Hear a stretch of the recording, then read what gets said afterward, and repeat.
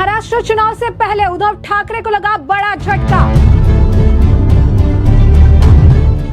उद्धव ठाकरे गुट के दिग्गज नेता एनसीपी में शामिल। कांग्रेस ने भी उद्धव को दिया धोखा, पार्टी प्रवक्ता ने छोड़ा साथ। महाराष्ट्र में होने वाले विधानसभा चुनाव से ठीक पहले उद्धव ठाकरे को बैक टू बैक दो बड़े झटके लगे हैं। एक तरफ उनकी पार्टी का एक नेता अजीत पवार की पार्टी में शामिल हो गया, तो दूसरी तरफ कांग्रेस, जो कि उसकी सहयोगी दल है, उसने भी अब उद्धव ठाकरे के पीठ में छुरा घोंपने का काम किया है, क्योंकि उद्धव ठाकरे की पार्टी के प्रवक्ता को अब कांग्रेस ने अपनी पार्टी में शामिल करा लिया है। क्या है माजरा, विस्तार से जानिए। तो सीट शेयरिंग से पहले उद्धव ठाकरे को बड़ा झटका लगा है। आपको बता दें कि अजीत पवार की एनसीपी को इनके एक नेता द्वारा ज्वाइन कर दिया गया है। तो महाराष्ट्र में महाविकास आघाड़ी के अंदर सीट बंटवारे को लेकर अभी तक बात नहीं बनी। शिवसेना, यूबीटी, कांग्रेस और एनसीपी एसपी में बैठकों का दौर चल रहा है। इस बीच उद्धव ठाकरे की शिवसेना को बड़ा झटका लगा है। ज्ञानेश्वर मौली आबा कटके ने उद्धव ठाकरे की पार्टी से इस्तीफा दे दिया है। वोटिंग से कुछ दिन पहले ज्ञानेश्वर ने अजीत पवार की एनसीपी को ज्वाइन कर लिया है। महाविकास आघाड़ी में बढ़ी टेंशन। महाराष्ट्र में सीट बंटवारे को लेकर महाविकास आघाड़ी में टेंशन बढ़ती जा रही है। मीटिंग पर मीटिंग हो रही है, लेकिन सॉल्यूशन नहीं निकल रहा है। जबकि सीट को लेकर उद्धव ठाकरे ने राहुल गांधी की प्रॉब्लम को बढ़ा दिया है। कांग्रेस को 24 घंटे का अल्टीमेटम दे दिया है, सीट तय करो नहीं तो लिस्ट जारी कर देंगे। 24 घंटे के भीतर महाविकास आघाड़ी 4 मीटिंग कर चुकी है, अब एक और टाइम दिया गया है। अब ऐसे में आपको बता दें कि महाविकास आघाड़ी में सीट बंटवारे को लेकर जितनी देर हो रही है, उद्धव ठाकरे की धड़कनें उतनी ज्यादा बढ़ती जा रही है। महाराष्ट्र कांग्रेस दिल्ली की ओर देख रहा है, तो महाविकास आघाड़ी में मीटिंगों का दौर चल रहा है। कांग्रेस की एक बैठक दिल्ली में शुरू हो चुकी है, तो मुंबई में आदित्य ठाकरे ने शरद पवार से मुलाकात कर ली। इसके साथ ही संजय राउत भी शरद पवार से मिले थे। अब ऐसे में आपको बता दें कि जिस तरीके से सीट बंटवारे को लेकर इंडी गठबंधन में यूं कहिए महाविकास आघाड़ी में बवाल मचा हुआ है, इसे देखकर यह बात साफ नजर आ रही है कि स्थिति जो है महाविकास आघाड़ी के अंदर गंभीर है। और इसमें सबसे ज्यादा नुकसान उद्धव ठाकरे को ही हो रहा है कि एक तरफ उद्धव ठाकरे की पार्टी के एक नेता अजीत पवार के साथ चले जाते हैं, तो दूसरी तरफ आपको बता दें कि उद्धव ठाकरे की पार्टी के प्रवक्ता किशोर कान्हरे ने दिल्ली में कांग्रेस के राष्ट्रीय अध्यक्ष की मौजूदगी यानी खड़गे की मौजूदगी में कांग्रेस में प्रवेश कर लिया। इस दौरान कांग्रेस के महाराष्ट्र प्रभारी सहित महाराष्ट्र के प्रदेश अध्यक्ष नाना पटोले, महाराष्ट्र के तमाम पदाधिकारी मौजूद रहे। एक तरफ शिवसेना उद्धव ठाकरे और कांग्रेस की सीट को लेकर विवाद चल रहा, और इस बीच शिवसेना उद्धव ठाकरे के प्रवक्ता किशोर कान्हरे ने कांग्रेस में प्रवेश कर लिया, जिसके बाद से सियासी गलियारों में चर्चाओं का नया दौर भी शुरू हो चुका है।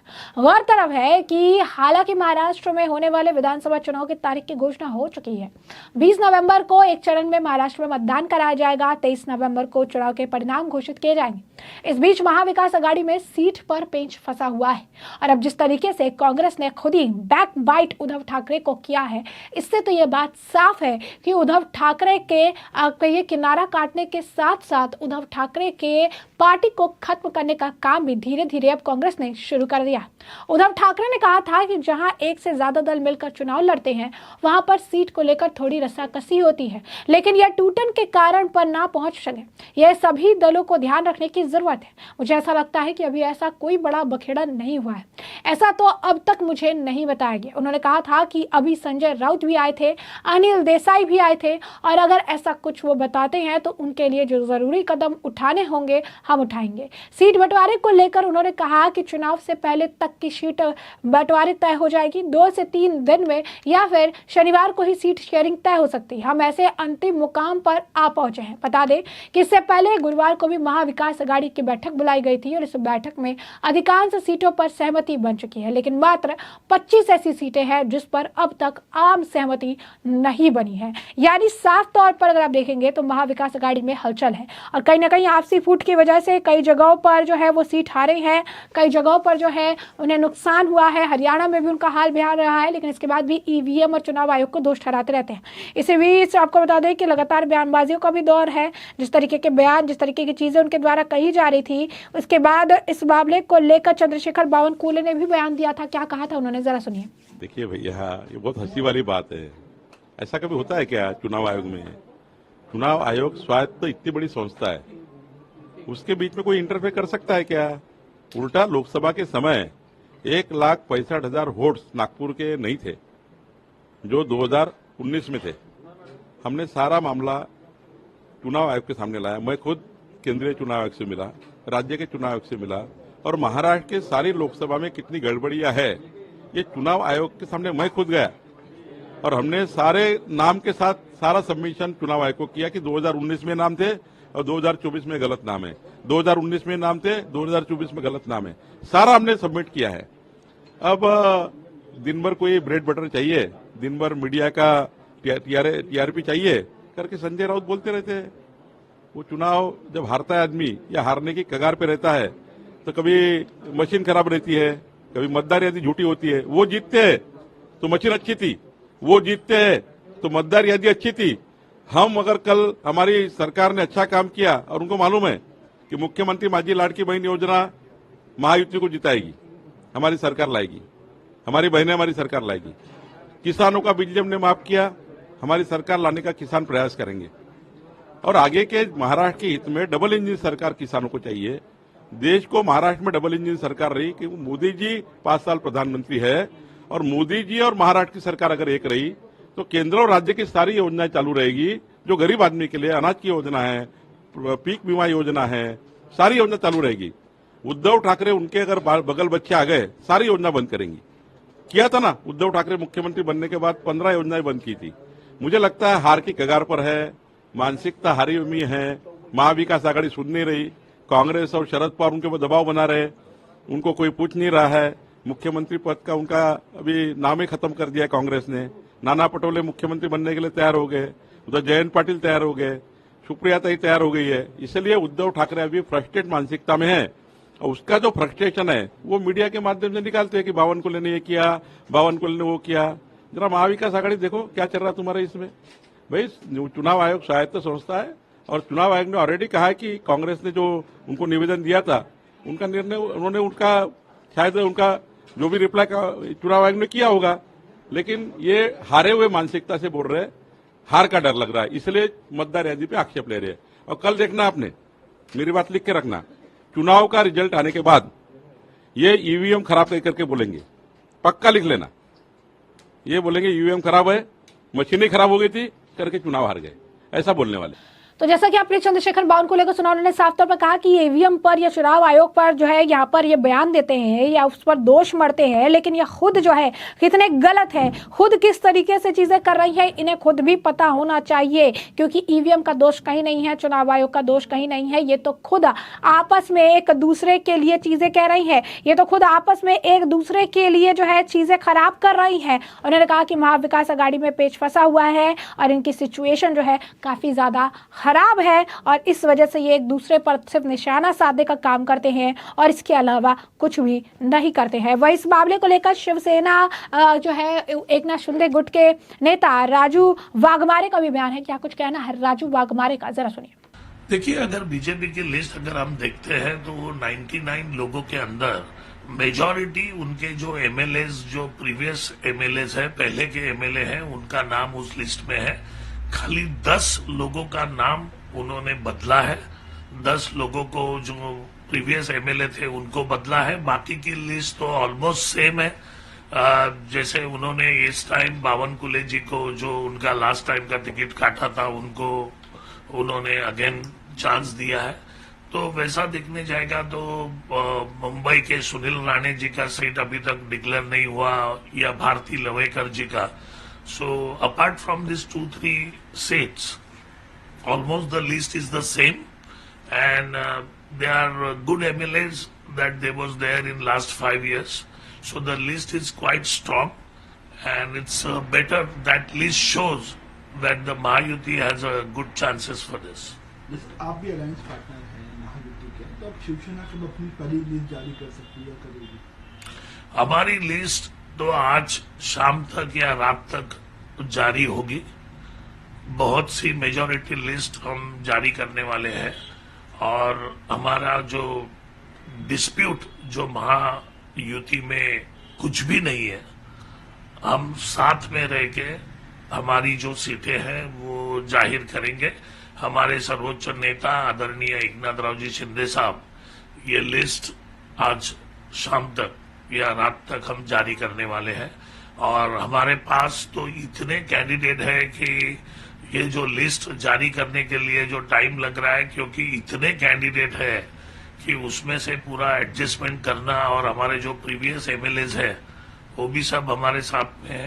तो आज शाम तक हमारी लिस्ट जारी हो जाएगी। दिल्ली में स्कूल के बाहर ब्लास्ट होता है, तो वही सीएम जो है दिल्ली की क्या बीजेपी के ऊपर ब्लेम कर रही है लॉ एंड ऑर्डर की सिचुएशन को। देखिए, ये बहुत ही शर्मनाक बात है कि दिल्ली में जो बॉम्ब स्फोट हुआ, लेकिन उससे भी एक गलत बात और गलत स्टेप ये है कि दिल्ली की सीएम बीजेपी को, पॉलिटिकल पार्टी को उस ब्लास्ट के बारे में ब्लेम करती है। देखिए, टेररिज्म, दहशतवाद और बॉम्ब स्फोट जैसी घटनाओं का ना कोई जात होता है, ना कोई धर्म होता है, ना कोई पॉलिटिकल पार्टी होती है, वो गुनहगार लोग हैं। तो ऐसी स्थिति में किसी पॉलिटिकल पार्टी का नाम लेना, बीजेपी का नाम लेना, वो भी एक सीएम ने, ये उनको शोभा नहीं देता है। ऐसे वक्त पे हम सब ने मिलके जो पीड़ित है या वहां की जो सिचुएशन है उसको हैंडल करना जरूरी है। सीएम जैसी व्यक्ति आपकी जो ये इस तरीके का अगर ब्लेम गेम चालू करती है चुनाव के दरमियान, तो ये बहुत ही गलत है। उन्होंने इस तरीके का ब्लेम गेम छोड़ के लोगों के बीच में सुरक्षा का एहसास कैसे पैदा हो, लॉ एंड ऑर्डर कैसे रखा जाए, लोग सुरक्षित कैसे महसूस करें, उसके ऊपर ध्यान देना चाहिए, ना कि किसी पॉलिटिकल पार्टी को ब्लेम करना। देखिए, महाविकास आघाड़ी में खींचतान नहीं हो रही है। महाविकास आघाड़ी में तो ऐसा सुनने में आया है कि हाथापाई पे बात उतर आई है। कांग्रेस के नेता पटोले जी और संजय राउत के बीच में तो इतना घमासान हो गया है कि सिर्फ और सिर्फ लड़ाई बाकी है। क्योंकि उभाटा को ऐसा लगता है कि भाई वो पहले की स्थिति में है, वो जमीन पे अभी तक आए नहीं है। उनको ये महसूस नहीं होता है उद्धव ठाकरे जी को कि अभी हमारे पास जनता नहीं है, हमारे पास जितने टिकट हम मांग रहे हैं उसके लिए कैंडिडेट भी होने चाहिए ना। उनके पास कैंडिडेट भी नहीं है, वो बुला बुला के कैंडिडेट देने की कोशिश कर रहे हैं और यहाँ कांग्रेस और एनसीपी के साथ फाइट कर रहे हैं। कल का जो मीटिंग हुआ उसमें कांग्रेस के नेता जानबूझ के शामिल नहीं हुए क्योंकि उबाटा सुनने के लिए तैयार नहीं। जैसे कि उन्होंने लोकसभा चुनाव में सांगली में, जैसे वो कांग्रेस की सीट है और वहां उन्होंने जबरदस्ती अपना कैंडिडेट खड़ा कर दिया। लास्ट में इंडिपेंडेंट ने रह के उस उबाटा के कैंडिडेट को हराया। तो इस तरीके का जल्दबाजी, एरोगेंसी और अपने आप को बड़ा साबित करने की कोशिश जो उबाटा कर रही है, उससे हमें ये लग रहा है कि ये महाविकास आघाड़ी महाविनाश में बदली होने वाली है।